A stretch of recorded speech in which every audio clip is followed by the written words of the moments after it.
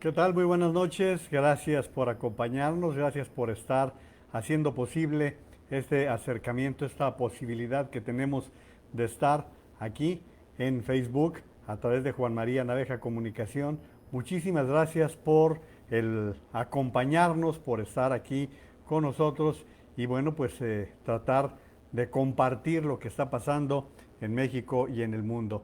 Estamos ante una situación muy particular. ¿Por qué? Pues porque lo que se veía venir, lo que tarde que temprano iba a suceder, que estamos ya superando a la Gran Bretaña en el tercer lugar del mayor número de muertes. Esta situación del coronavirus, el COVID-19, se ha convertido ya en una marca para esta generación, se ha convertido ya en una marca para todos los habitantes de México que han visto cómo desde un principio se fueron dando situaciones que se fueron tornando más complejas una y otra y otra y otra vez.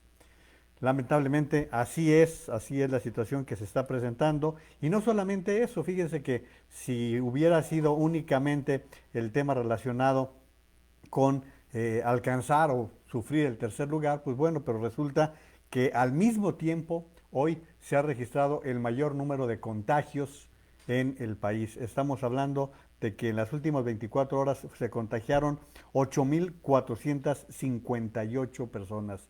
Gracias a Jaime Matus por compartirme toda esta información. 8,458 los que resultaron contagiados en las últimas 24 horas y el número de funciones 688. De esta forma, de manera global, les diría que estamos con 424,636 contagiados de manera oficial y las defunciones, los muertos, hasta ahora 46,688 y recuerden que son las cifras oficiales, que si quisiéramos aplicar la reglita de la propia Secretaría de Salud, tendríamos que decir que estamos hablando de multiplicarlo por 3,8. Así que la situación simple y sencillamente se ha tornado más complicada de lo que hubiéramos pensado y bueno, pues ni hablar. Así están las cosas en el país y creo que es una noticia por demás desagradable. Y bueno, dentro de todo esto, déjenme darles la información completa, de acuerdo a lo que se está diciendo en el periódico El Universal, con 46,688 muertes. México supera esta tarde la cifra de decesos del Reino Unido. Hay 16 estados en rojo y otros 16 en naranja. Ese es el panorama que tenemos en este momento. Con estas cifras que se están registrando, México escaló al tercer lugar entre los países con más fallecimientos por esta enfermedad. Superó a Reino Unido, que contabiliza 46,204 decesos, de acuerdo con los datos de la Universidad Johns Hopkins. Esa es la información que les puedo dar. Y bueno, pues quedamos solamente detrás de los Estados Unidos y de Brasil en este número de muertos a causa del COVID-19. Y yo aquí creo que esta noche tenemos que ser muy honestos y muy realistas todos los que participemos, porque no es solamente el tema del COVID.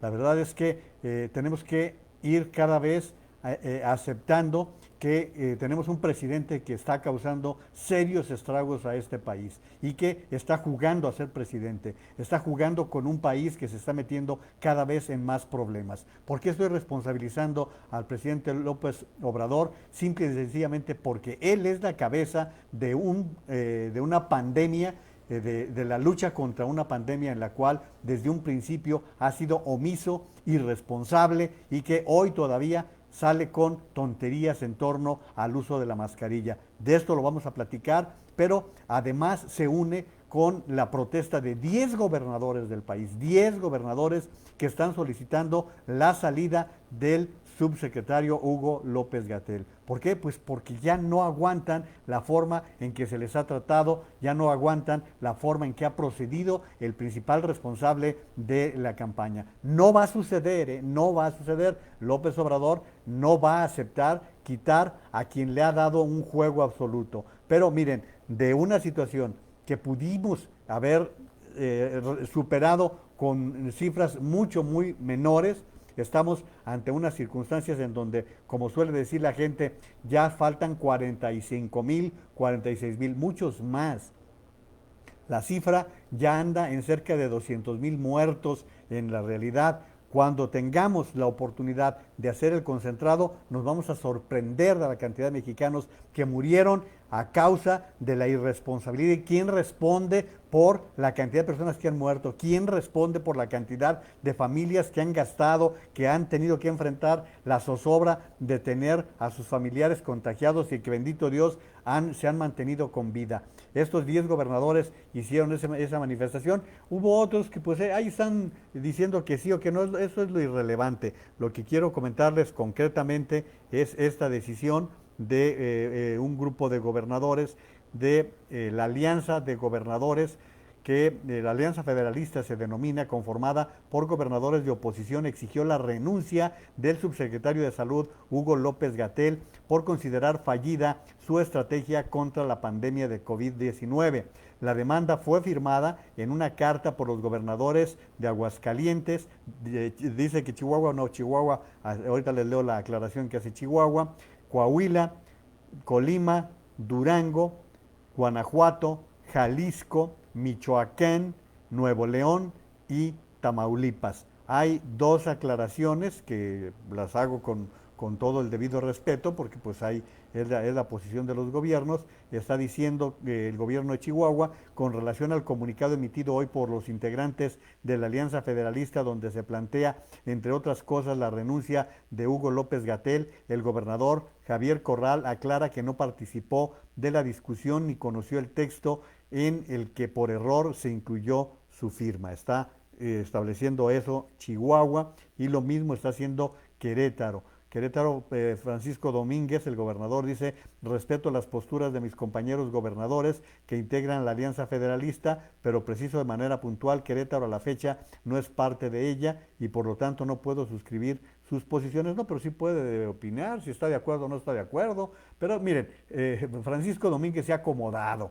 A mí nunca se me va a olvidar aquel evento en Tijuana, ¿se acuerdan? Que estuvieron representantes de iglesias y él se le arrastró, no le faltó besar al presidente de la República. Así que el gobernador de Querétaro, que es panista, pues simplemente a mí lo único que me representa es un gobernador acomodaticio, un gobernador que se somete ante las circunstancias que se van presentando. Hoy he escuchado a varios gobernadores, están en todo su derecho. Si creen que López-Gatell ha tenido una buena actuación, está en todo su derecho de decirlo, como estamos en todo nuestro derecho de decir los ciudadanos y las autoridades lo que pensamos con respecto a todo esto. Y miren, yo ya dije que el responsable de esa estrategia es el presidente de la República. Él es el jefe. Él es quien ha tenido la responsabilidad o la irresponsabilidad frente a todo esto. Pero yo les he compartido en mi canal de YouTube algunos análisis. Y aquí sí, como un especialista que se dedica a la consultoría en materia de comunicación, yo les diría que desde hace varios meses comenté que no era el vocero adecuado. Comenté que no tenía la preparación para poder encarar una situación como la que se estaba presentando. Y si quieren que demos un punto de arranque que lo descalificó automáticamente, fue por allá por marzo, cuando le preguntaron a López-Gatell qué protección se le estaría dando al presidente de la República para que no se contagiara. Y el señor se nos salió con aquello de que el contagio del presidente era, el presidente tenía la fuerza moral más que el contagio de una pandemia. A partir de allí, el señor nos demostró que lo único que sabe hacer es arrastrarse, es plegarse. Yo no sé si le den las órdenes, pero ha mostrado una total incompetencia. Yo lo tenía por referencias como un buen epidemiólogo. No, será un buen epidemiólogo, pero es un pésimo vocero, es un pésimo estratega de una pandemia que está costando vidas. Y hoy ya se están dando movimientos con anuncios de una posible denuncia ante la Corte Internacional de Justicia de La Haya, porque están considerando que algunas decisiones son criminales, algunas decisiones que se han tomado son totalmente absurdas y de esta manera se están considerando. Miren, yo les pregunto a ustedes si están de acuerdo en lo que hoy sucedió cuando el presidente de la República, dice Rodrigo Pacheco, el periodista de Economía y Finanzas de Imagen, absurdo e irresponsable que López Obrador relacione la utilización del cubrebocas con complicidad con la corrupción. La historia no va a tratar muy bien al presidente de México en su lucha contra el COVID-19. Vaya, hasta Trump rectificó. Y les pregunto, ¿les parece a ustedes que esta explicación que formuló en su conferencia de la mañana es la correcta? Presentaron una denuncia porque quieren que yo me ponga cubreboca. Me voy a poner un tapaboca, ¿saben cuándo? Cuando no haya corrupción ya. Entonces me pongo el tapaboca. ¿Sí? Entonces ya voy a dejar de hablar. Entonces, hagamos ese acuerdo. Entonces vamos a apurarnos a acabar con la corrupción para que yo ya me ponga mi tapaboca. Porque quieren que... Pues ahí el señor es un corrupto. El señor es un corrupto porque está infringiendo un lineamiento de la Organización Mundial de la Salud, y actuar como un gobernador irresponsable es una corrupción, es una forma de corrupción. Que no quiera utilizar la mascarilla, problema de él, pero no sabe lo que representa. Si a ustedes les parece que es correcto el responder de esa manera, y cuando estamos viendo, les compartí lo que sucedió hoy, por ejemplo, con el presidente Obama después de su discurso el día de ayer, cuando estuvo en el evento de las exequias de John Lewis, el representante, el diputado de los Estados Unidos que murió y fue un luchador social de primer orden. Bueno, pues el presidente Obama fue el orador oficial en este acontecimiento, y miren, les voy a presentar lo que sucedió. Aquí está el video para que vean lo que pasa cuando alguien de nivel, responsable, político de veras y no payaso, vean ustedes la reacción que tiene el presidente Obama después de terminar su discurso. Ahí lo tienen, de pie, frente a las coronas florales, y lo primero que hace después de hablar es ponerse su mascarilla. Es lo primero que hace Barack Obama. Yo les pregunto, aquí lo tienen de nuevo, miren.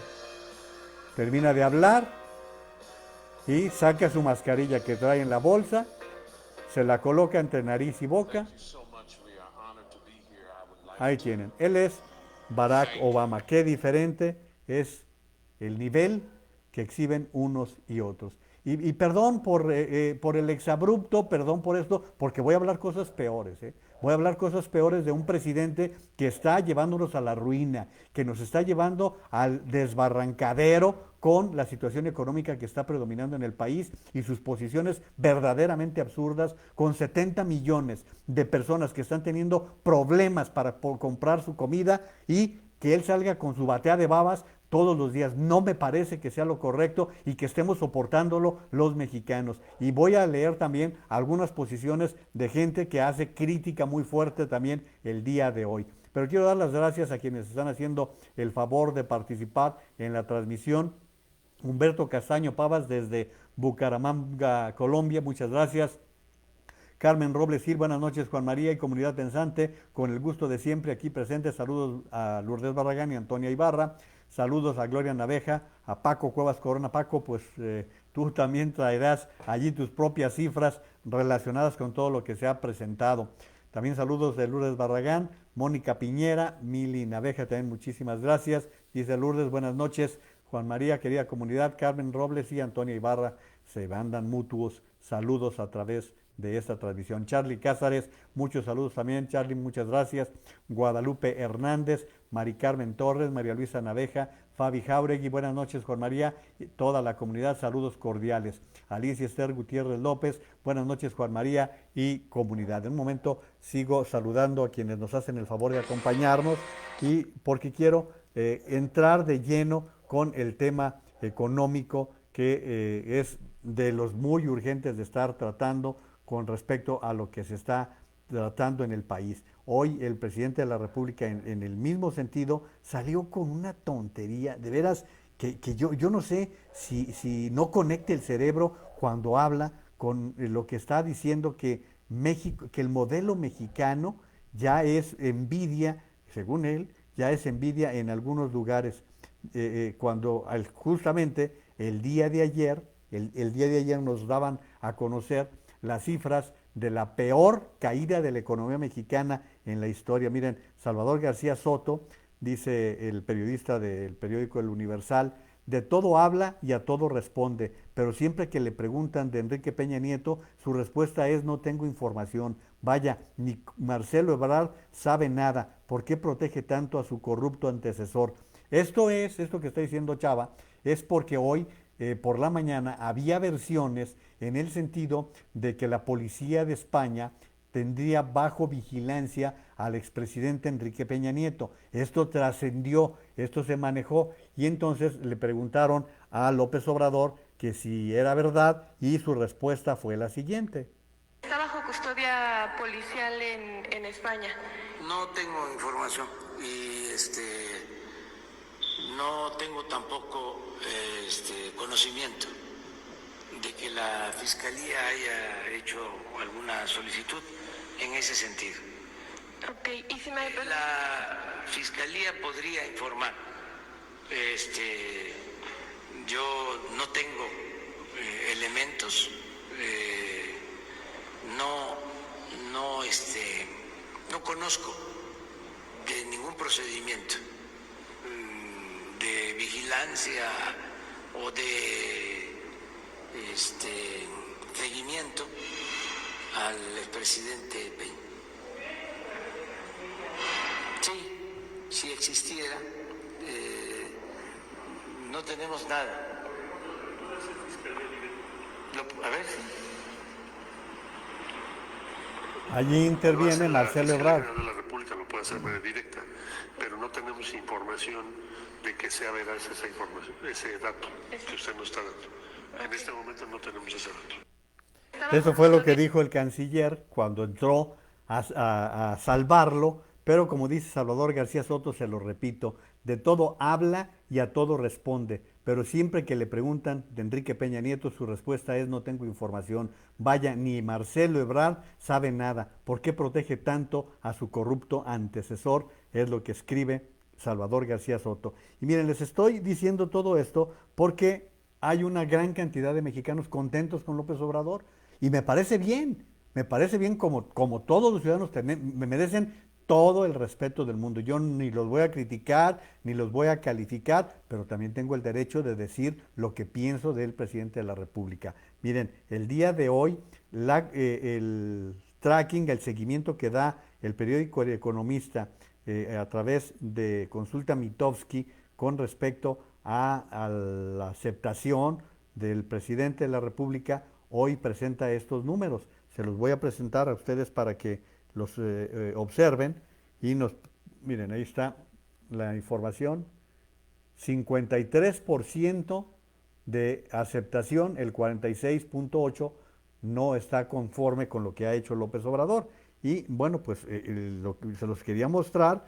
¿Por qué? Pues porque el presidente ha venido repuntando puntitos, si ustedes quieren, puntitos que han sido a raíz de la situación de Lozoya, a raíz de toda esta situación que se ha presentado con Lozoya. Y bueno, si hay una buena cantidad de mexicanos simpatizantes con el actual presidente de la República, habemos otros que no, habemos otros que también tenemos derecho a manifestar nuestros puntos de vista y dejar que sigan por su camino las personas que tengan una opinión completamente diferente.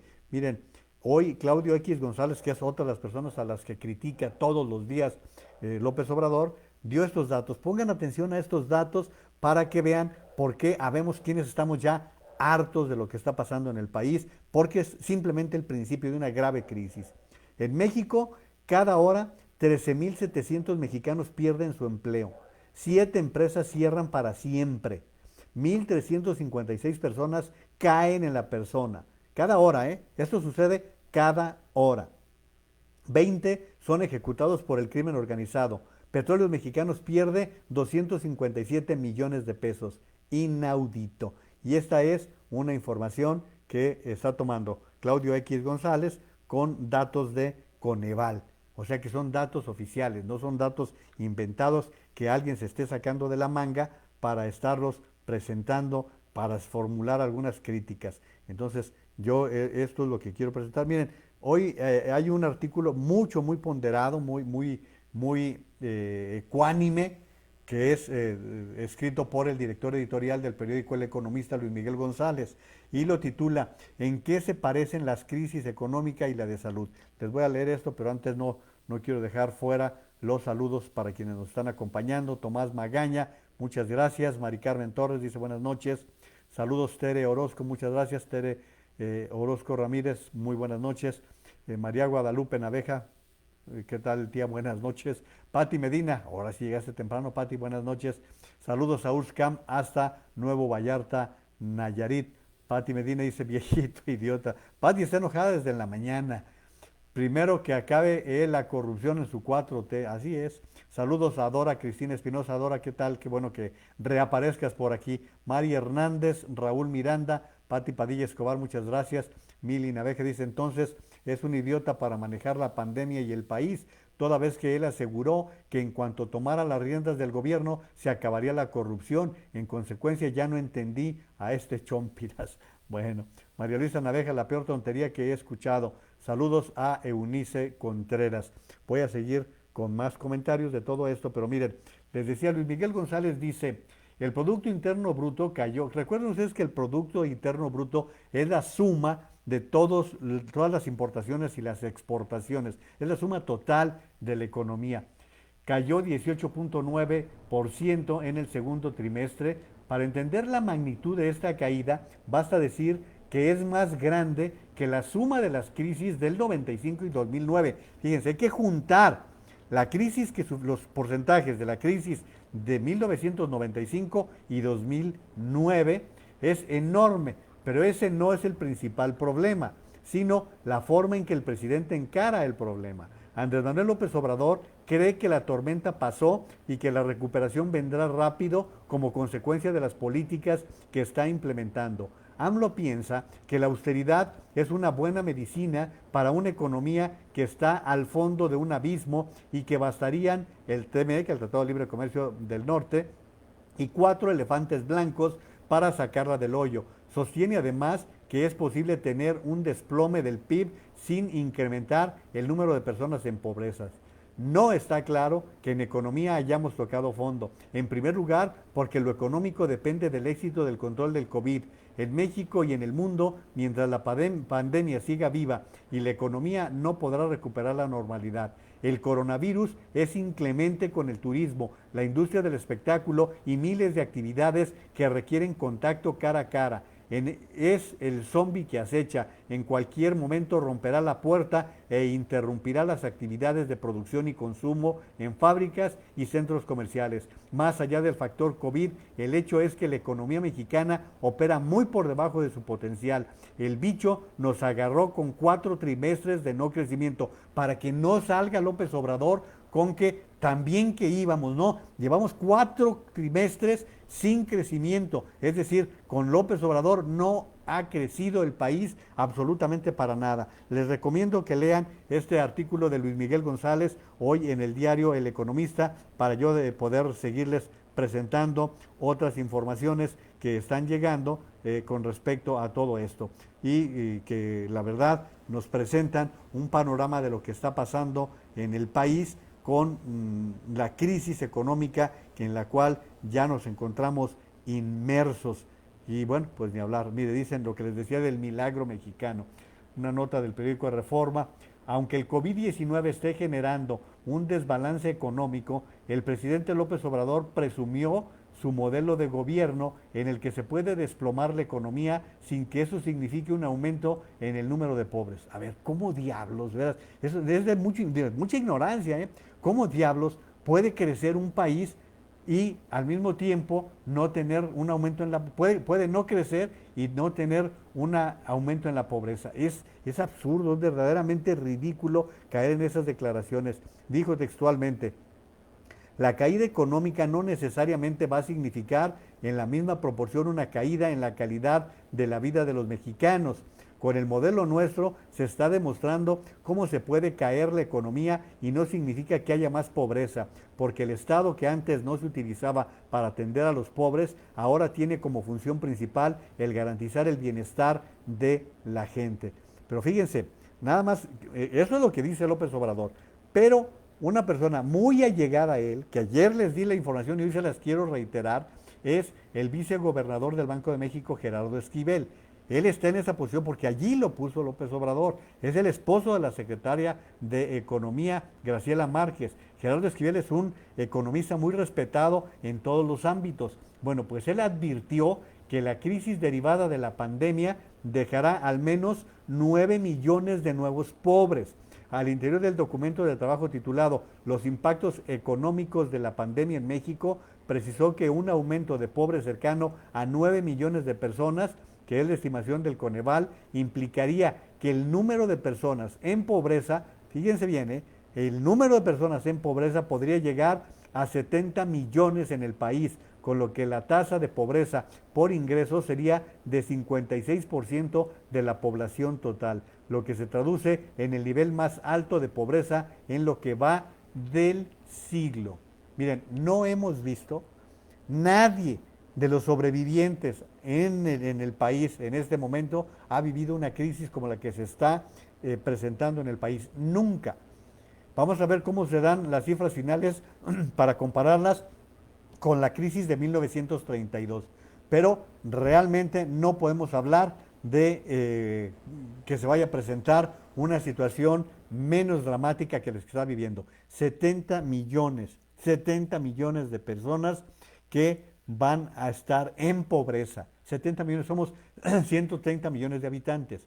Quiten ustedes a los niños, a los adolescentes y van a encontrarse con que la mayoría de la población económicamente activa está cayendo en pobreza por la situación que está predominando y por la forma en que se ha encarado el COVID. Es que ese es el problema, la manera en que se ha encarado la pandemia. Somos un país que no ha dado atención a buscar un sistema contracíclico, un esquema que permita conservar las empresas, que los trabajadores tengan un ingreso. Miren, en la mayoría de los países, estaba viendo yo, no recuerdo ya qué comparación hicieron y ya ni quién, pero no me acuerdo si era, no voy a mentirles, pero estaba viendo la comparación de lo que países africanos están apoyando a sus economías.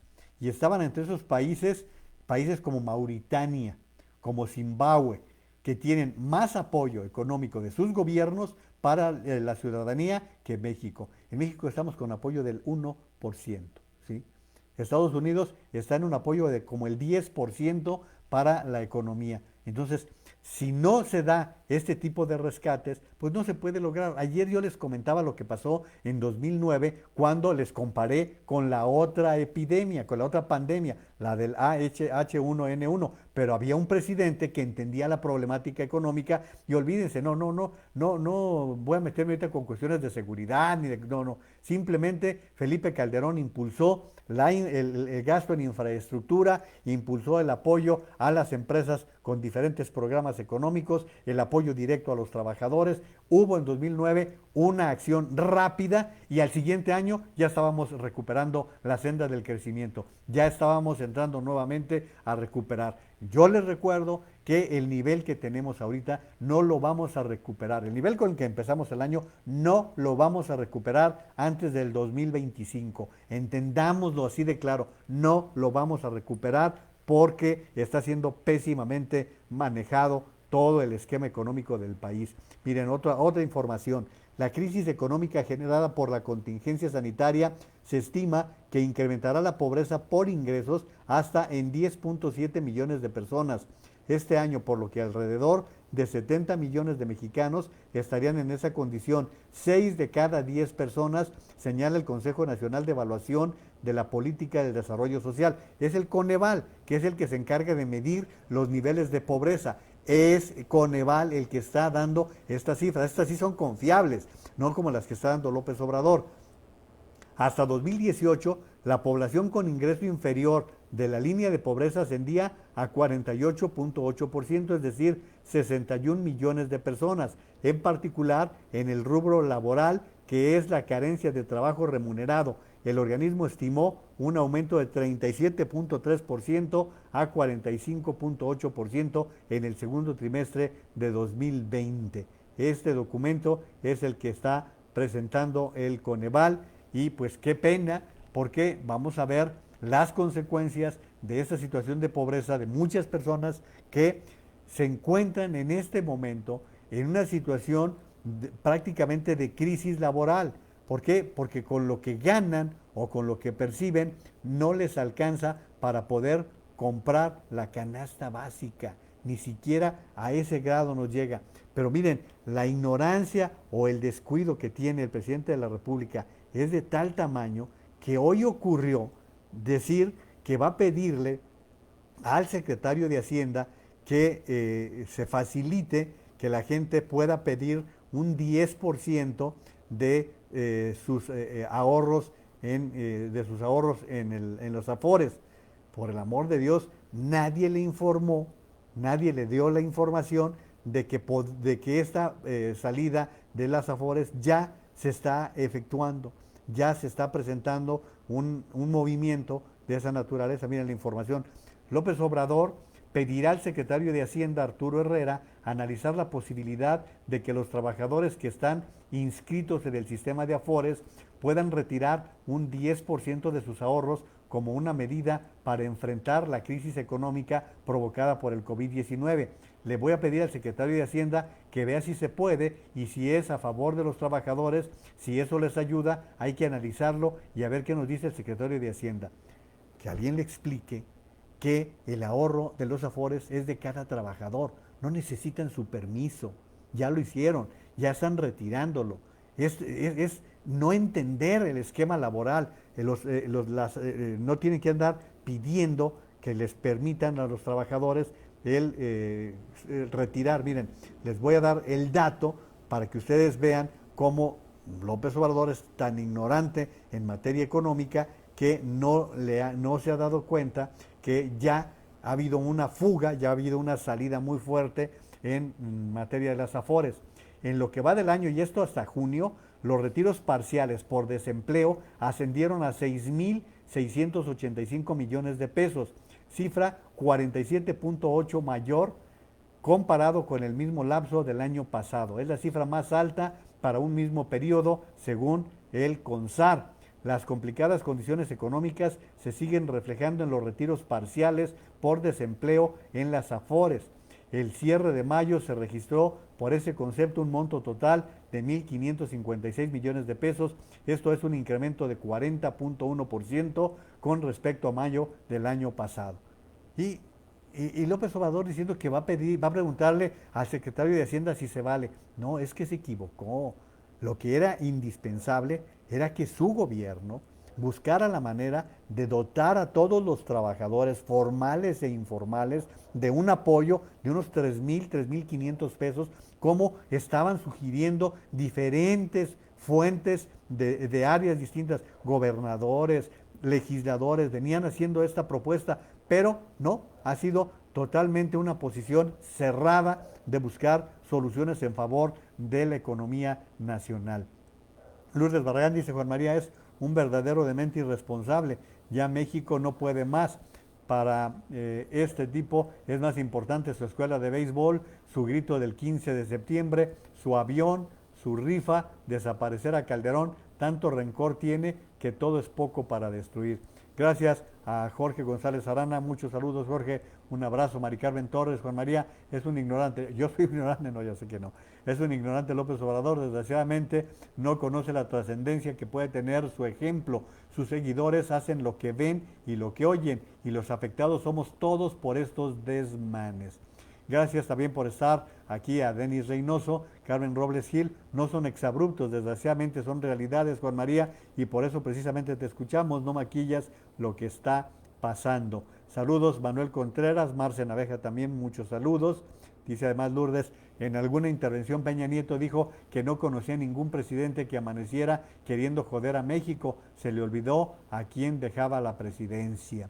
Saludos a Carolina Pérez Manrique, Enrique Gutiérrez Lamas, también a Jorge Naveja. Muchas gracias. Voy a dar más saludos en un momento más, pero miren, hoy Raimundo Rivapalacio escribe en el periódico El Financiero, un artículo bastante pesado, y hay uno más todavía, les tengo dos artículos que están, pero de veras cargaditos. Raimundo Rivapalacio titula Los merolicos del Palacio.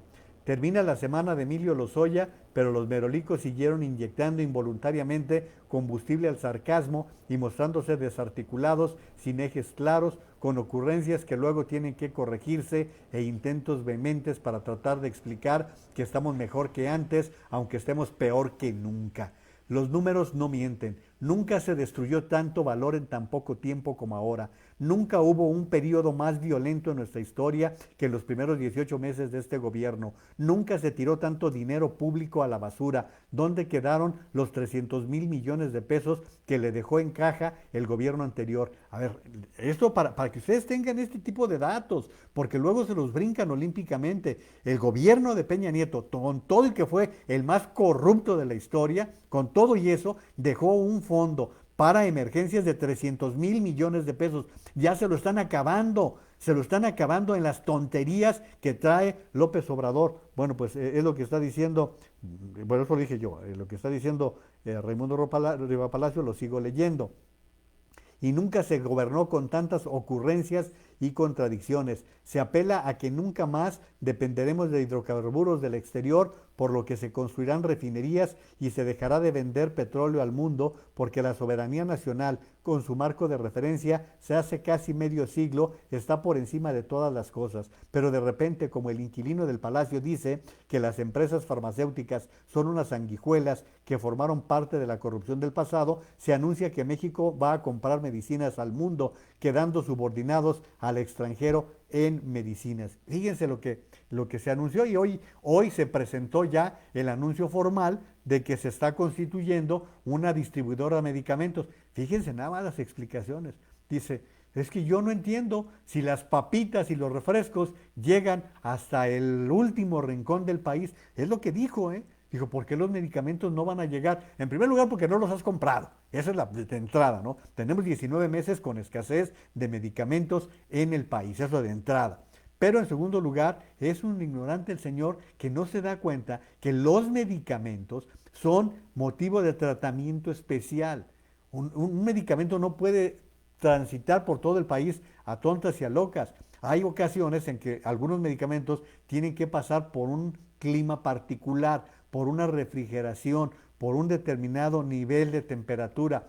Por esa razón no se pueden estar distribuyendo a tontas y a locas. No es que el Seguro Social lo hubiera querido hace mucho tiempo, no, simple y sencillamente es porque no se puede de esa manera. Y bueno, siguiendo con lo que dice Raimundo Rivapalacio, la nueva decisión es reconocimiento implícito de que la política de compras consolidadas desde la Oficialía Mayor de Hacienda fracasó. En el caso de las medicinas, el asesor fue el subsecretario Hugo López-Gatell, que a las facturas que tendrá que pagar por el manejo del COVID se le sumará el desabasto de medicinas para el cáncer y para el VIH. Fíjense, también ya lo hemos comentado, no solamente faltan medicinas contra el cáncer, también hacen falta contra el VIH y para otros males.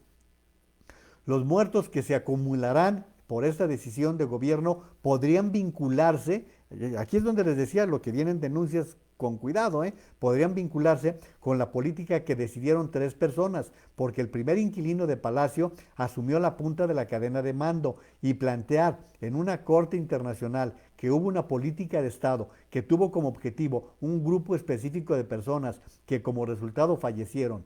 No será Ruanda o Bosnia, pero el principio, aunque aquí por ignorancia o incompetencia, es el mismo. Así es que casos como el de Ruanda y de Bosnia se llevaron a la Corte Internacional de La Haya con consecuencias para el entonces presidente de Bosnia, lo metieron a la cárcel. Entonces, este tipo de situaciones pueden resultar también a la larga aquí con lo que está pasando en el país. Yo les sigo leyendo parte de lo que escribió hoy Raimundo Riva Palacio. Ya sabemos qué sucedió. En los primeros 18 meses de este gobierno, casi 100 personas fueron asesinadas cada 24 horas para un total de 53.628 personas. 2 veces las registradas en el gobierno de Felipe Calderón, a quien los fieles del inquilino de Palacio llaman diariamente asesino, y 55% más alta que en el de Enrique Peña Nieto. Todo esto sin añadir la entrega extraoficial del país a los cárteles de la droga, que como contraprestación, piensa uno, le permiten al inquilino de Palacio viajar sin problemas por todo el país, repartiendo abrazos y saludos a quienes en el pasado eran enemigos del Estado mexicano. Ahora ya no. Los enemigos pagan impuestos y viven bajo el imperio de la ley. Los nuevos amigos son criminales. Y todavía ahí le sigue, pueden leer este artículo de Raimundo Riva Palacio en el periódico El Financiero, si lo quieren leer de manera completa, de manera íntegra, creo que puede ser interesante. Se titula Los Verolicos del Palacio. Muchas gracias a Jorge Naveja por su saludo. Sonia Espínola, ya te extrañábamos, Sonia, un fuerte abrazo, saludos. Saludos a Guadalupe Hernández, Lorena Godoy. Lore, ya también te extrañábamos por aquí, qué bueno que estés acompañándonos. Antonia Ibarra dice: bendecida noche, Juan, y comunidad pensante presente. Saludos a Leti de la Vega, a Nena de la Torre, Zaida Barragán, también muchos saludos. Maestro Gabino Cárdenas, qué bueno que reaparezcas por aquí, Gabino, un gran saludo. Alicia Esther Gutiérrez López, ¿cómo va a entender el problema laboral si nunca había trabajado y las afores son ahorro de los trabajadores para su retiro? Así es, o sea, bueno. Saludos a Pili Vázquez también, a Jesús Efraín Martínez Aguilar, Marte Aguinaga, saludos. Así es, por eso te escuchamos, Juan María. Gracias, Marte, muy amable. Jesús Efraín Martínez Aguilar, no es que no lo sabe, se quiere aprovechar de la coyuntura y se lo agradezca el pueblo. Saludos, Pati Medina, ya también saludé a Lore Godoy, saludos a Marce Mor, muchas gracias. Herminia Ramírez Reynoso, gracias por estarnos acompañando esta noche en esta transmisión, que, híjole, pues yo no quisiera que saliera tan amargosa, pero pues hay que decirlo de esa manera. Y fíjense, ayer yo les hacía un comentario que yo no quería ser crítico contra Checo Pérez. Miren, me estoy saliendo del asunto del país para hablar de Fórmula 1, pero lo que hoy publica en el periódico Reforma y en el periódico Mural aquí en Guadalajara, miren, les voy a leer, porque ahí sí ya no me gustó lo que sucedió con Checo, que no va a correr en los próximos 2 premios. Miren, el tapatío Sergio Pérez se convirtió en el primer piloto de Fórmula 1 en dar positivo a COVID-19, por lo que se perderá los 2 siguientes grandes premios en Silverstone. Checo desatendió la recomendación de la máxima categoría y la semana pasada viajó a Guadalajara a convivir con su familia y a llevarse a Europa a su esposa e hijos para que lo acompañen. El pasado 21 de julio comió en el restaurante Corazón de Alcachofa en el centro comercial Andares y accedió a tomarse fotos con aficionados. No me canso de decirlo, soy tu fan número 1, a pesar de la sana distancia, siempre tiene una sonrisa y un acercamiento con sus fans. El 24 de julio, la esposa de Checo, Carola Martínez, compartió en Instagram fotografías de sus vacaciones en Porto Cervo, Italia. Bueno, pues si hay irresponsabilidad, muy mal, Checo, muy mal. Ahí sí lo quise leer porque me parece que se trata de un detalle que no está bien. Y miren, también ahorita que tengo aquí el periódico, hace rato que les leía el comentario que hizo Lourdes Barragán, este recuadro, se los compartí más temprano, lo titulan Negro Panorama y preparan grito con antorchas. Así como cuando don Miguel Hidalgo dio el grito, así quiere aparecer, ¿no? A ratos quiere ser Madero, a ratos quiere ser Benito Juárez, a ratos quiere ser ahora ya con Miguel Hidalgo. López Obrador confirmó que dará el grito de independencia en septiembre en el Zócalo con unos 500 asistentes que portarán antorchas como simbolismo de la llama de la esperanza. ¿Cuál llama de la esperanza? De la desesperación. Dijo que ya hay un comité organizador y que para el desfile militar será un contingente menor al del año pasado. Pero fíjense nada más esto, simbolismo controversial. Los mítines y marchas con antorchas han ocurrido en varias épocas y con diferentes significados. En Alemania, en 1933, Adolf Hitler y el partido nazi las usaron en sus concentraciones. En 1968 en México, los estudiantes del Consejo Nacional de Huelga las portaron en su marcha al Zócalo. En Estados Unidos, en 1981, el Ku Klux Klan las convierte en su estandarte en un mitin en Buchanan, Georgia. España, en 2019, independentistas de Cataluña las prenden para pedir la libertad de presos políticos. Para que vean que su presidente en lo que anda con sus ideas brillantes, con sus grandes ideas que puro exhibicionismo puro, la verdad, en medio de todo esto. Pero bueno, es parte de lo que nos están recetando con todo esto. Miren, hay un economista que es maestro en el ITESO de Guadalajara, en el Instituto Tecnológico de Estudios Superiores de Occidente. Él es Sergio Negrete y ha hecho una serie de análisis fuertes en muchas ocasiones y hoy no fue la excepción. Hizo un análisis muy muy fuerte y que estarán muy de acuerdo, sobre todo los del movimiento que llamado Frena, van a estar completamente de acuerdo con el maestro Sergio Negrete, con lo que hoy escribió en el periódico El Financiero, en donde habla, pues en concreto está hablando de que renuncie, de que no debe continuar en la presidencia de la República. Andrés Manuel López Obrador es lo que plantea en su artículo y lo estoy tratando de localizar para darles el comentario completo de este artículo. Bueno, pues en cuanto lo encuentre se los leo porque también está bastante fuerte y sobre todo dando elementos muy contundentes con respecto a lo que está pasando en México con la situación económica, que es lo que está realmente pesándonos en el país y que, bueno, pues de alguna manera tenemos que estar subrayando los que estamos teniendo posiciones diferentes, diciéndolo, porque si no lo planteamos, entonces quiere decir que estamos de acuerdo, quiere decir que aceptamos las maneras en que se están presentando las cosas en el país y que muchas personas pues están insistiendo en que no se está procediendo adecuadamente. En un momento más les leo esto, pero miren, también está con lo de los refrescos, ¿recuerdan? Con lo del COVID. Este es un artículo de Jaime Guerrero Vázquez en El Economista. En un mundo que camina hacia el sobrepeso y la obesidad, acompañándose de diabetes y o presión arterial alta, se ha señalado a los refrescos como enemigos de la salud. En México se ha combatido su consumo por medio de la prohibición en escuelas y lugares donde se congreguen niños y jóvenes o bien la imposición de cargas fiscales. Ninguna de estas medidas ha tenido éxito hasta el momento. El próximo octubre comenzará el etiquetado, cambió ya diciembre, el etiquetado de los productos alimenticios especificando los posibles daños a la salud. Les insisto, ese etiquetado que ha causado muchas controversias va a ser hasta diciembre. El gobierno está asociando los datos que causan estas bebidas y los hábitos alimenticios con los estragos del COVID-19. El pasado 21 de julio, el doctor López-Gatell señaló que hasta el 7% de muertes anuales relacionadas con enfermedades cardiovasculares se derivan del consumo de bebidas azucaradas. Esto equivaldría a 40,000 muertes.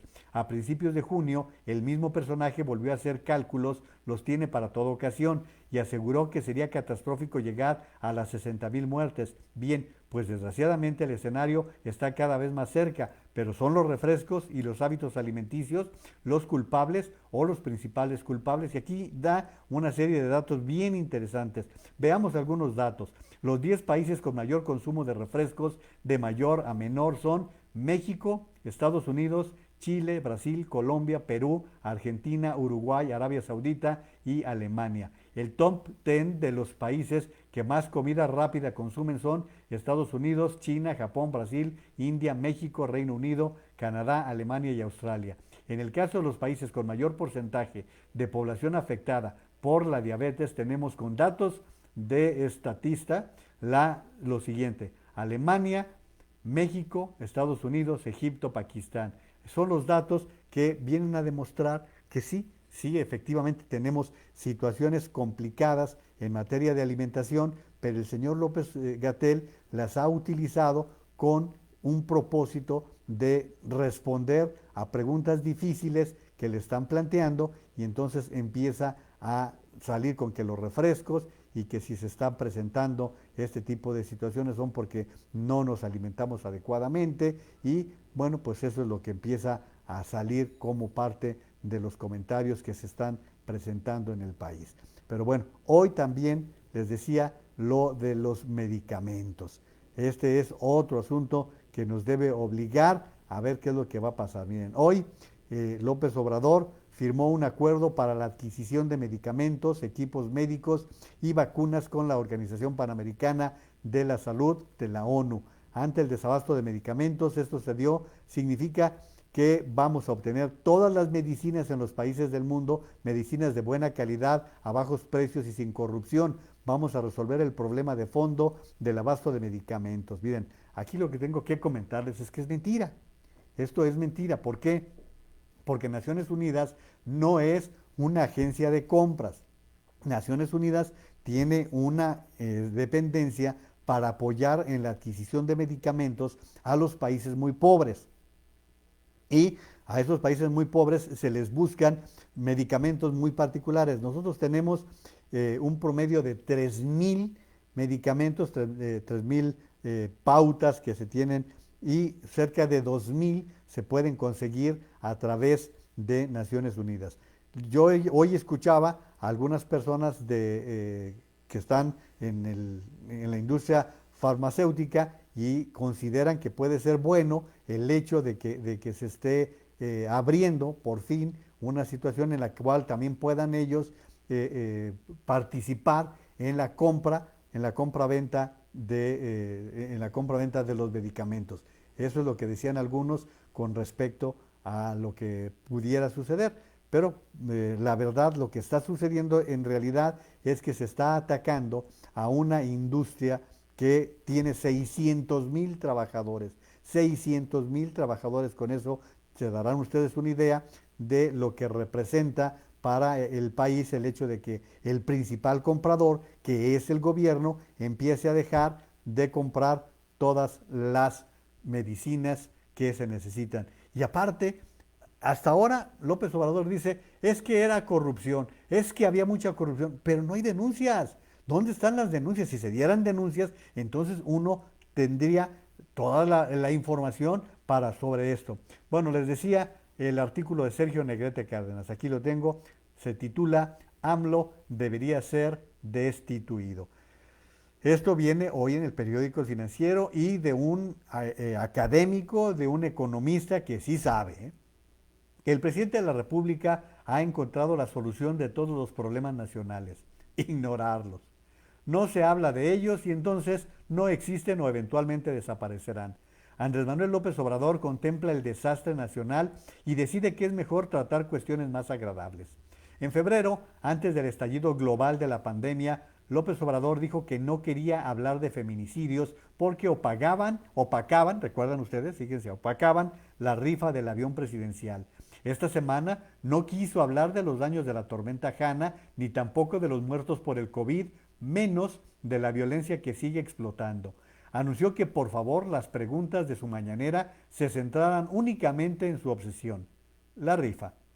Ayer el INEGI publicó su estimación sobre la evolución del Producto Interno Bruto en el segundo trimestre, un desplome histórico de 17.3 con respecto al periodo anterior. El desplome en el primer semestre fue de 10.5.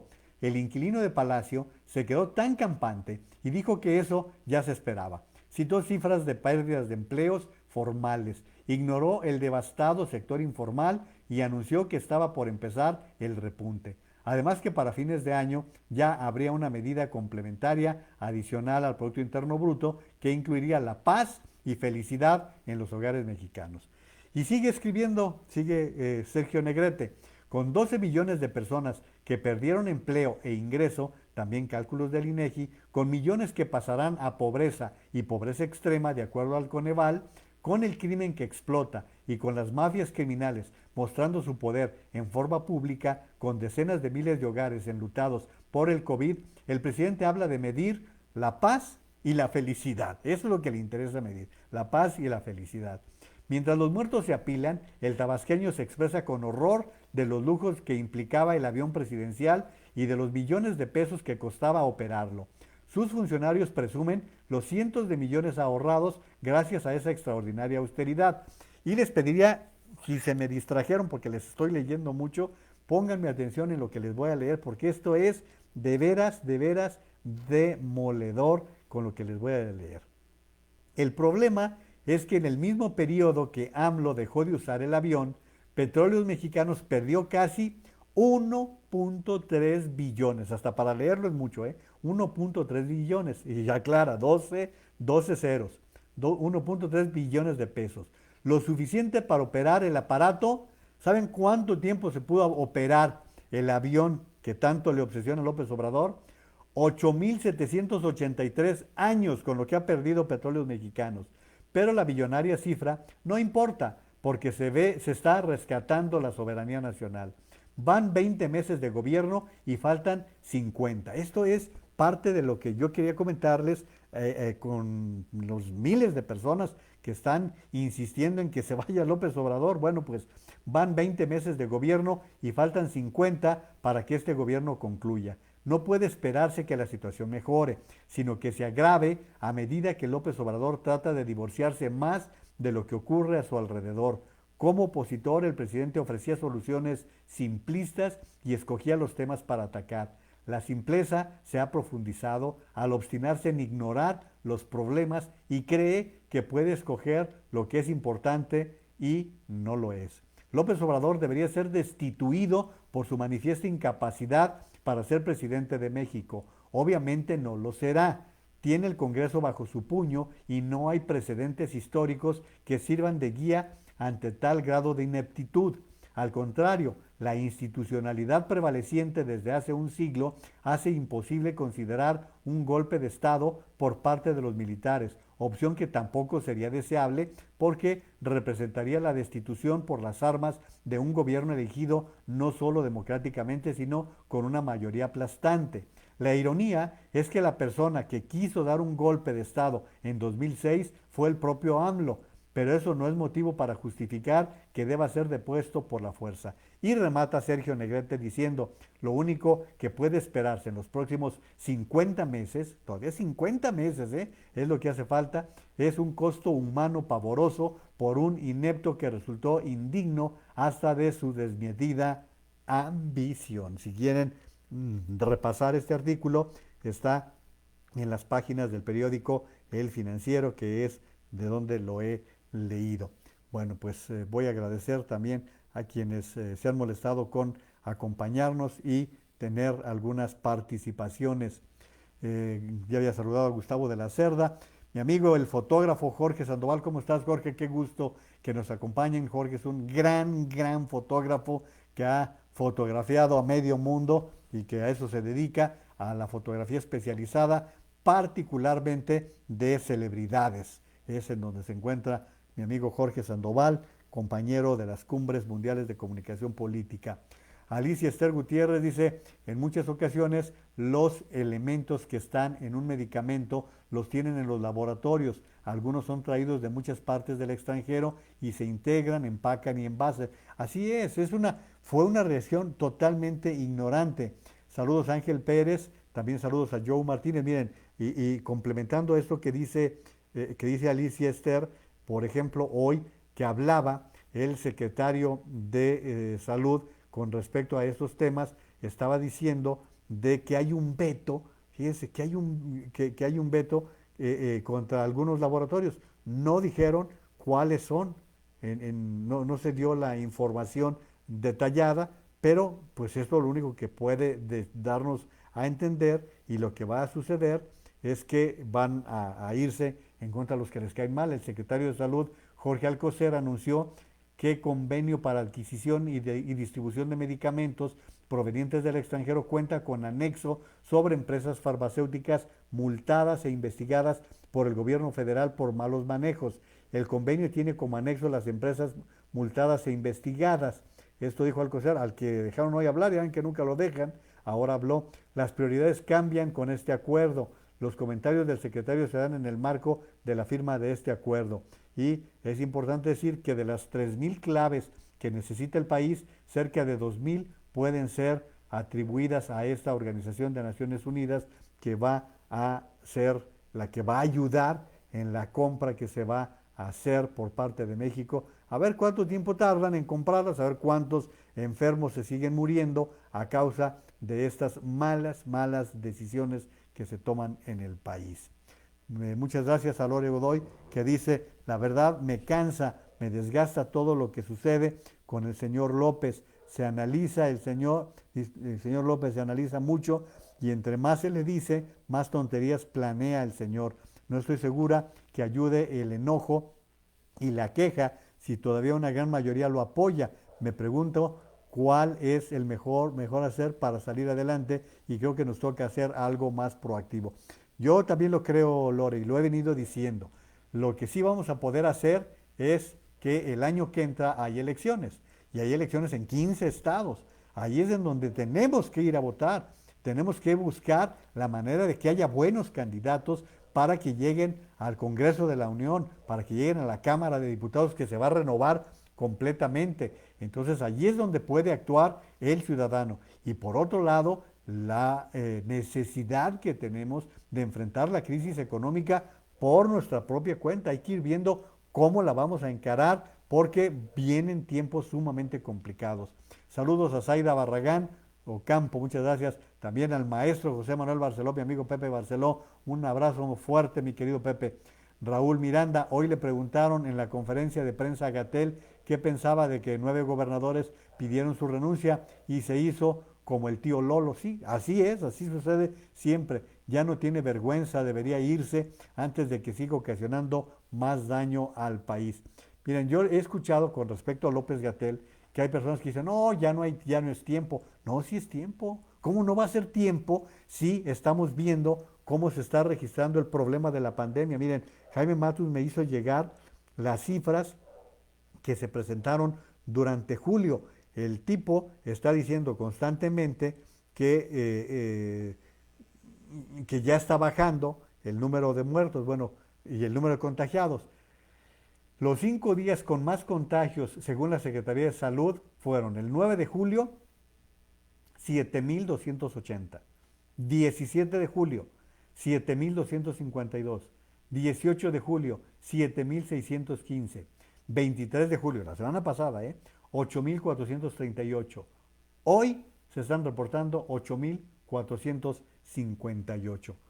Por supuesto que se necesita alguien que sí tenga estrategia. Por supuesto que sí se necesita un epidemiólogo que sí sepa. Por supuesto que sí sería un cambio oportuno contra lo que muchos están diciendo que ya no tiene caso, que mejor dejarlo pasar. No sabemos lo que va a suceder, porque además no acabamos de llegar al pico de esta primera fase. ¿Qué va a pasar si se presenta una segunda etapa en el país, un rebrote como está pasando en otros países? Está pasando en China, por ejemplo, que fue el punto de partida. O sea, esto puede seguir presentándose de aquí hasta fin de año mientras no tengamos la vacuna correspondiente. Y lo de la vacuna, pues los más optimistas nos están diciendo que todavía se tarda un buen rato en poder aspirar a que se logre tener esta situación. Fíjense lo que dice el gobernador de Jalisco. Aunque el gobierno federal pretende soltar la responsabilidad frente a la pandemia de COVID, el momento por el que atraviesa la enfermedad obliga a no bajar la guardia, dijo Enrique Alfaro. Estamos en un escenario en el cual la conducción de la emergencia sanitaria desde el gobierno federal me parece que está llegando a su punto más crítico. Alfaro destacó que las decisiones tomadas en el Estado, anticipándose a los hechos, es lo que permite ser hoy la tercera entidad con una menor tasa de casos acumulados. Él está entre los que están pidiendo que se vaya López-Gatell. Gracias a Dayanari Aguayo Naveja por estar participando. También, por aquí está de nuevo José Antonio Mendoza Lujambio. Pepe Toño, hacía mucho que no nos acompañabas. Qué bueno que andas por aquí. Se te agradece, maestro, que estés participando. Marcos Pérez Esquer, un abrazo muy fuerte. Marcos, muchas gracias por acompañarnos. Igual a Luis López, Gavino Cárdenas. El Pamlorama, dice, el Pamlorama del país al 24 no se puede ver tan oscuro que se vaticina. Totalmente de acuerdo, Gavino. Saludos, Gabriela González. También saludos a Jaime Matus Camarela. Jaime es quien nos apoya con toda esta carga informativa que compartimos cada noche aquí con ustedes.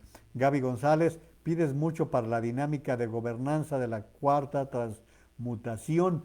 Con eso de que ellos tienen sus propios datos en COVID-19, sálvese quien pueda. Muchos saludos a mi querida Sonia Robles, que también está participando. Oigan, déjenme hablarles de estos personajes de los cuales resulta que López Obrador protege tanto y que, bueno, resulta que Ana Gabriela Guevara ha sido una verdadera decepción. Se lo paso para que lo vean los que creen que puede ser gobernadora del estado de Sonora. Miren, que se la encuentran en horas de oficina jugando golf, ¿cómo la ven? Captaron a Ana Gabriela Guevara jugando golf en horas laborales. La directora general de la Comisión Nacional de Cultura Física y Deporte fue captada jugando golf en un club privado de la Ciudad de México. A través de redes sociales circulan fotografías de la titular de la CONADE mientras juega golf. Presuntamente la funcionaria se encuentra en el club Lomas del Country de la ciudad, aunque no ha sido confirmado. Usuarios de redes sociales criticaron a la funcionaria por jugar golf en horas laborales. Esto es lo que van a decir y bueno, pues así de sencillo, así lo estoy comentando, así lo estoy presentando para que ustedes tengan la información. Oigan, antes de que se haga tarde, quiero comentarles que para que vean la ventaja que tiene Donald Trump al contar con una Corte Suprema a su favor. Hoy la Corte Suprema en Estados Unidos permite el uso de 2.500 millones de dólares del Pentágono, de las Fuerzas Armadas, para la construcción del muro con México.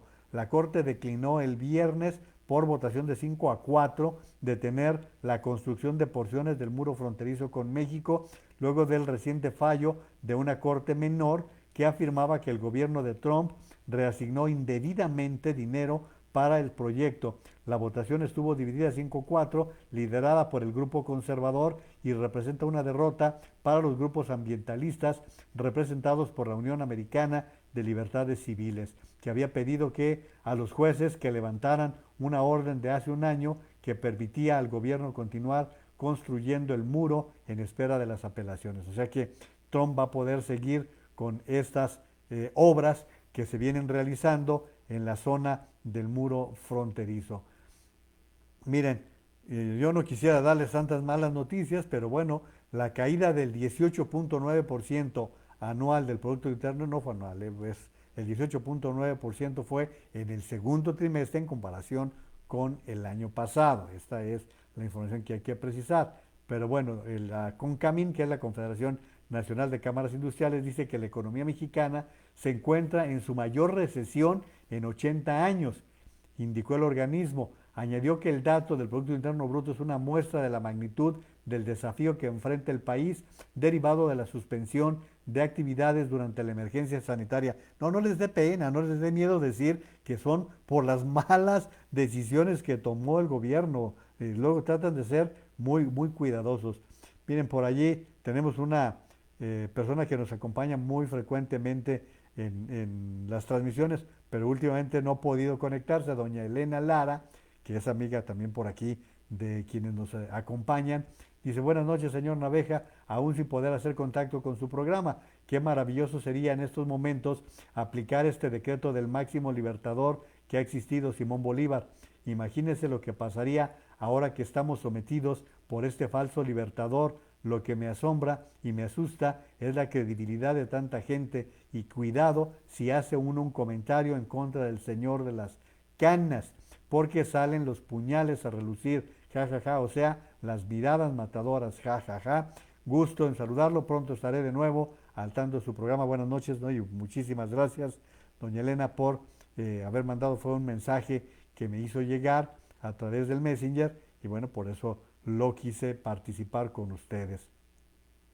Bueno, para los que traigan pendientes qué está pasando con Morena, que está también ya con algunas decisiones, están informando que Alfonso Ramírez Cuéllar va a permanecer como presidente del Comité Ejecutivo Nacional del Partido Morena hasta después de las elecciones del 2021.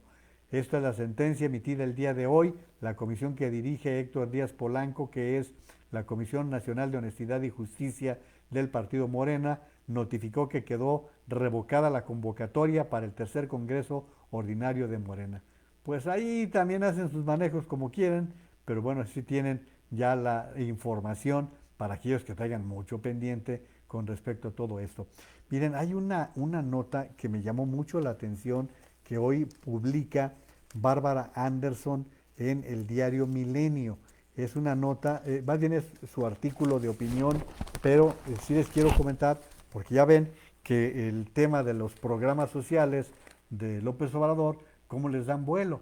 Bueno, Bárbara Anderson es una persona que tiene una situación particular en su vida personal, familiar, y que apoya mucho las cuestiones de las personas con discapacidad. Dice, el título es Ni para cuántos ni para qué. En las últimas semanas el Coneval viene publicando sus evaluaciones a los 17 programas prioritarios de desarrollo del gobierno federal. Como activista del tema me zambullí en el análisis 19-20 del programa Pensión para el Bienestar de las Personas con Discapacidad Permanente y es un mar de inconsistencias, imprecisiones, sin objetivos claros y de corto alcance. Desde que se anunció tanto el presidente como la responsable de Bienestar, María Luisa Albores, prometieron 1 millón de pensiones para personas con discapacidad. La decisión de esta cifra nunca se explicó, teniendo en cuenta que según la última ENADI, en el país viven 7.9 millones de personas con discapacidad. Yo no sabía ese dato, fíjense, se lo repito, casi 8 millones de personas con discapacidad viven en México. Y sigue dando algunos elementos, pero no, ya me está ganando el tiempo, ni las cifras cuadran. Coneval sumó cuántas personas con discapacidad entran dentro del perfil que indica el programa y son 2.164.668 personas. Es decir, que hoy solo 38% de este grupo de personas con discapacidad recibe una pensión, lejos de aquel millón prometido. Poca claridad, falta de objetivos y precisión e inconsistencia son algunos de los adjetivos que más se repiten en la evaluación de este programa tan cacareado cuando hay oportunidad. ¿Se acuerdan que les dije que en el de jóvenes para el de futuro, como se llama ese programa, no se completó? El de Sembrando Vidas no se completó. Aquí tienen otro. O sea, los 17 programas sociales que tanto festina López Obrador ni siquiera alcanzan a cubrir las expectativas que se tuvieron. Y bueno, pues todo esto nos está hablando de que no se está llegando, como él dice, a las personas que tienen más carencias. Muchos saludos a Pili Pérez Chavira, ella es la presidenta del Partido Acción Nacional en Jalisco. Muchos saludos, Pili, gracias por estarnos acompañando en esta oportunidad. Saludos a Fabi Jauregui. Rafa Saavedra, te iba a poner falta ya, mi querido Rafa. Qué bueno que estás aquí, que nos estás acompañando. Y también saludos a Carlos Miguel Ortega.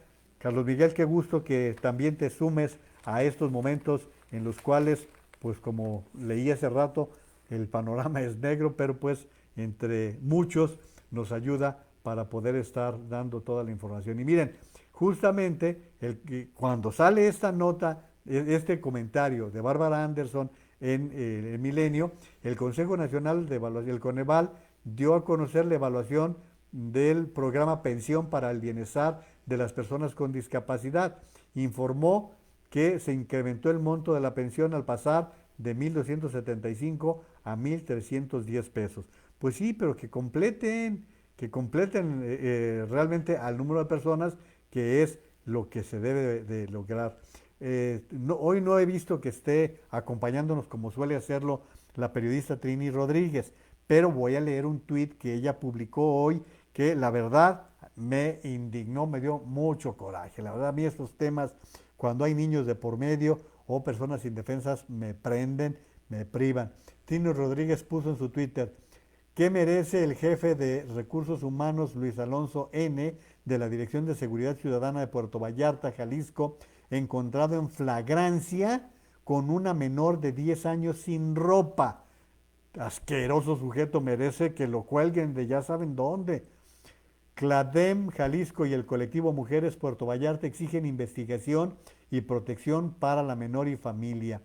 Ahí tienen, dice Trini, que se investigue desde su llegada a la corporación, como dicen los colectivos, para saber si hay más personas involucradas y otras denuncias. ¡Qué horror!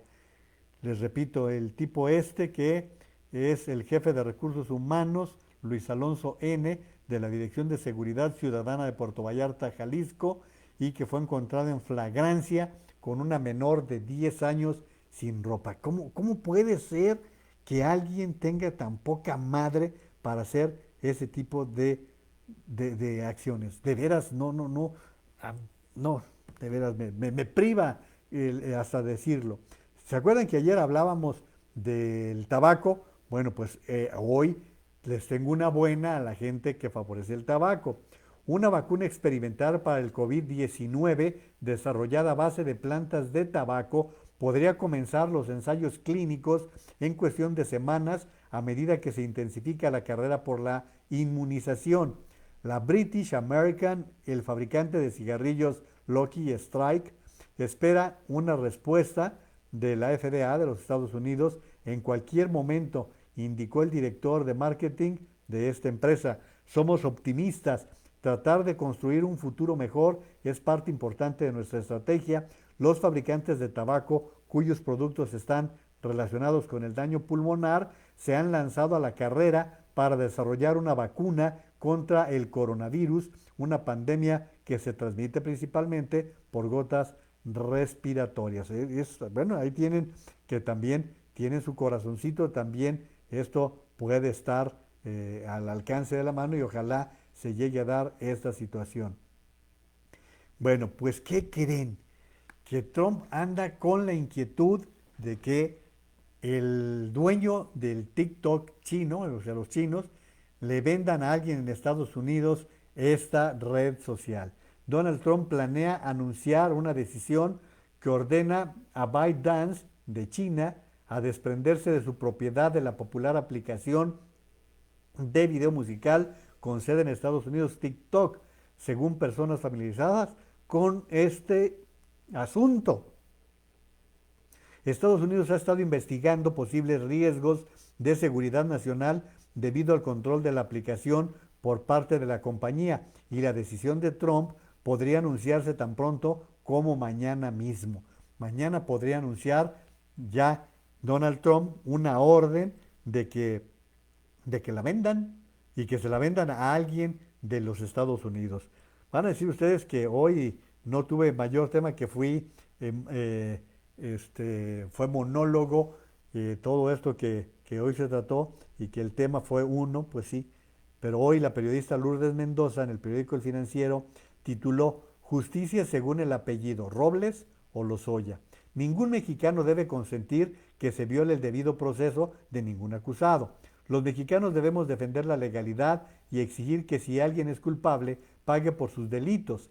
Los abogados están para defender al acusado, los fiscales para demostrar el delito que persiguen, y los jueces son quienes resuelven si es inocente o culpable. La prensa estamos para dar seguimiento a los casos e informar de lo que sucede, sobre todo cuando hablamos de personajes públicos y más aún si son o fueron autoridades o parte de un gobierno". Fíjense qué interesante, pero qué interesante esta serie de ajustes, de comparaciones que hace Lourdes Mendoza. Me estoy estirando porque vi que la computadora está bajándole la pila y no vaya a ser que de repente me quede volando por descuidado de no haber conectado la computadora adecuadamente. Por eso me estaba estirando. Ya en este momento la estoy conectando. Han de disculpar. Ahí está. Ahora sí ya. Bueno, Sigo con el artículo de Lourdes Mendoza. Ojo, los procesos contra Lozoya y Robles comenzaron en el sexenio de Peña Nieto, todavía en lo que era la PGR, hoy Fiscalía General de la República, y no comenzaron en el sexenio de López Obrador. Y maneja una serie de diferencias, no las voy a leer todas, si ustedes quieren leerlas todas, les recomiendo que lean en El Financiero. Diferencia 1, Rosario Robles tiene más de 11 meses recluida en Santa Marta, Acatitla. Lozoya lleva 15 días en el Ángeles del Pedregal, no ha pisado un minuto un juzgado y mucho menos la cárcel, ni la pisará. Diferencia 2, es acusada Rosario Robles de ejercicio indebido del servicio público por omisión, delito no grave que no amerita prisión preventiva y aún no se le ha podido comprobar. Es acusado, por su parte, Lozoya, de delincuencia organizada, cohecho y operaciones con recursos de procedencia ilícita, crímenes graves que se encuadran en el catálogo de delitos que ameritan prisión preventiva oficiosa de acuerdo con el artículo 19 constitucional. Diferencia 3. Rosario Robles se presentó voluntariamente ante el juez para enfrentar su proceso el día en que fue citada, interrumpió un viaje por Europa para presentarse. Y en el lado de Lozoya, el año pasado se libró orden de aprehensión en contra de Lozoya y en mayo del 19 se emitió ficha roja de la Interpol para ser buscado por todo el mundo. Fue aprehendido en Málaga, España, en febrero de este 2020. El 16 de julio, la 4T le mandó un avión privado para extraditarlo a México. Y así da 10 diferencias en el trato que se les ha dado a Rosario Robles y a Emilio Lozoya. Y miren, que no les debo los 10 porque ya no me da tiempo, pero lo pueden leer en el periódico El Financiero, es el artículo de Lourdes Mendoza, que remata diciendo: de la venganza política a la conveniencia política, júzguelo usted mismo, y este artículo que se titula Justicia según el apellido, Robles o Lozoya. Es para que ustedes tengan también esta situación con todo lo que ha significado el comentario de Lourdes Mendoza. Por si tenían algún interés quienes nos escuchan en Ciudad de México, la UNAM informó que los exámenes de ingreso a bachillerato y licenciatura se realizarán de manera presencial del 18 al 30 de agosto con el fin de garantizar la seguridad de la identidad de los aspirantes y la igualdad de oportunidades. Miren, hoy viene publicado en el periódico Milenio una nota que es muy importante y por eso la voy a compartir con ustedes. Están revelando un gasto que se hizo en el tiempo del presidente, con el presidente Peña Nieto, y va vinculado con el entonces secretario de Gobernación, Miguel Ángel Osorio. Se titula Rastrean 40 mil millones de pesos de partida reservada en la Secretaría de Gobernación de Osorio. El gobierno federal investiga el destino de 40 mil millones de pesos ejercidos para gastos de seguridad nacional durante la gestión de Miguel Ángel Osorio Chong en Gobernación el sexenio pasado, con cargo a una partida confidencial creada para financiar el combate al narco. El hoy senador priista no estuvo disponible para ser entrevistado sobre este tema. A ver, miren, este tema, ¿por qué alcanza una notoriedad? Bueno, pues la notoriedad la alcanza simple y llanamente porque son 40 mil millones de pesos. 40 mil millones de pesos que, según la gráfica de Milenio, se gastaron entre 2012 y 2018. O sea, es un chorro de dinero. Pero es parte de lo que uno empieza a ver como las presiones que se están dando en contra del PRI. Miguel Ángel Osorio, como ustedes saben, fue aspirante a la candidatura del PRI a la presidencia de la República, que finalmente favoreció a José Antonio Meade, que fue el candidato del PRI. Pero Miguel Ángel Osorio dejó de ser secretario de Gobernación y buscó ser senador de la República, posición que hoy ostenta. El PRI ha venido haciendo una fusión con Morena prácticamente en todas las actividades, por eso aquello del primor, ¿no?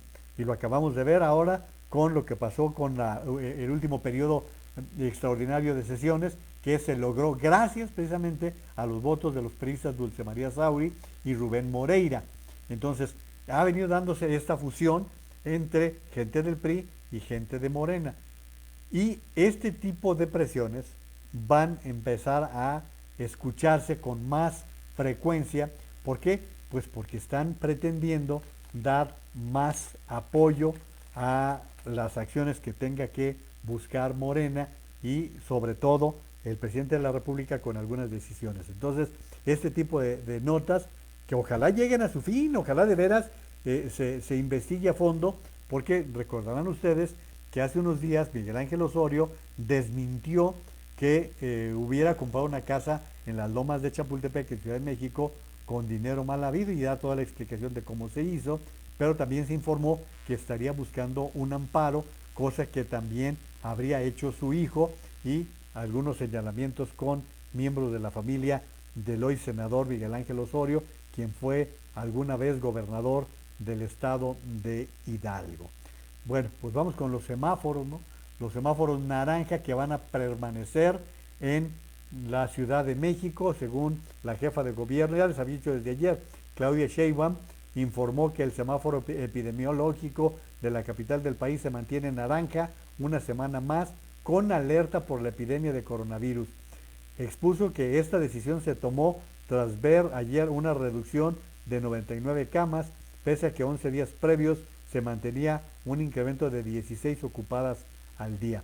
También el gobernador del Estado de México, Alfredo del Mazo, informó que la próxima semana el Estado de México se mantendrá en semáforo naranja, así que pues toda la zona metropolitana de la capital del país va a mantenerse en esas circunstancias. Por lo tanto, pueden estar en ese sentido con la información. Oigan, fíjense esta nota que también, con esto ya voy a pararle tanta información que he manejado el día de hoy. Desde 2012, fíjense, 2012, desde que empezó el gobierno de Peña Nieto, un banco privado de Suiza inició una investigación por movimientos millonarios inusuales en una cuenta vinculada a Emilio Lozoya y su hermana Hilda, indagatoria que 5 años después fue informada al gobierno de Peña Nieto sin consecuencias. Los movimientos por los que Latin America Asia Latin Bank levantó un reporte de operación sospechosa ocurrieron entre junio y noviembre de 2012 en una cuenta de la empresa Tochos Holding Limited, cuya titular era Hilda Lozoya Austin. Desde el 2012, y ahora nos sale Emilio Lozoya con que lo obligaron, con que fueron órdenes que no pudo darles la vuelta. Bueno, pues qué más podemos decir con todo esto. La verdad es que es penoso. Oigan, les voy a compartir la más reciente cápsula que grabé para mi canal de YouTube, que se titula Comunicación, un presidente en ropa interior. Ya saben a qué me refiero, pero esto es desde el punto de vista de la comunicación de imagen, desde comunicación. No es aquí la grilla ni la cuestión del análisis periodístico, no. Les invito para que la vean, les vamos a poner por aquí el enlace y como les he dicho, si tienen a bien, pues denle like. Si les parece bien, suscríbanse a mi canal. Tengo poquitos seguidores, pero bien consistentes. Vamos a estarles dando más material con todo esto. Muchísimas gracias por estarnos acompañando. Saludos a Jenny Morales, Luz Palafox. Hola, tarde, pero seguro. Le mando saludos y un abrazo virtual. Es un gusto escucharlo. Gracias, Luz. Igualmente. Irene Alvarado Cortés. Buenas noches, saludos, feliz fin de semana. Saludos a mi amigo y colega Juan Alberto Castro. Me cambió el renglón porque viene ahora el saludo para José Ernesto López Chávez. También para Marta Aceves López. Muchos saludos, Marta, a toda la familia. Gracias por estarnos acompañando el día de hoy. Les reitero, aquí les vamos a poner la liga para que si tienen a bien acompañarnos con viendo esta cápsula que está en mi canal Juan María Naveja en YouTube.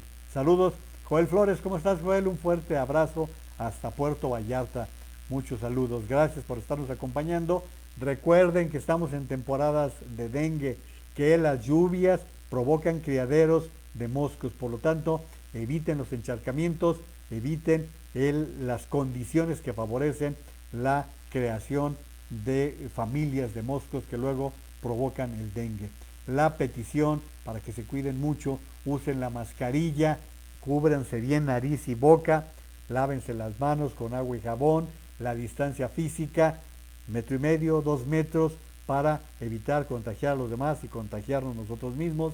Recuerden los síntomas: dolores de cabeza intensos, dolores de cuerpo, dolores musculares pues, pérdida del olfato o el gusto, diarrea, problemas respiratorios. Si se presentan cuestiones de este tipo, a consultar con el médico para ver qué les recomienda. Y la insistencia: hay que vacunar a los niños contra el sarampión y contra la polio. Por favor, hay que tener mucho cuidado con todo esto. Antonia Ibarra, que Dios arrulle su sueño, muchas gracias, que descansen, lindo fin de semana, cuídense mucho por favor. Saludos Yasmín Levy, Carmen Robles Gil, yo estoy suscrita y diario reviso las novedades. Gracias, no lo alimento todos los días porque no me da tiempo, Carmen, pero ya habrá tiempo de estarlo alimentando. Alicia Esther Gutiérrez López, excelente fin de semana y gracias por tu tiempo e información, con gusto. Marte Aguinaga, bonito fin de semana, lo mismo para todos, que Dios los cuide, que estén muy bien y cuídense mucho por favor. Nos vemos el próximo lunes y bueno, para quienes lleguen ahorita o en cualquier momento, muchas gracias por habernos acompañado y aquí estaremos dándole a esto que nos apasiona, que es la vida. Gracias, pásenla bien.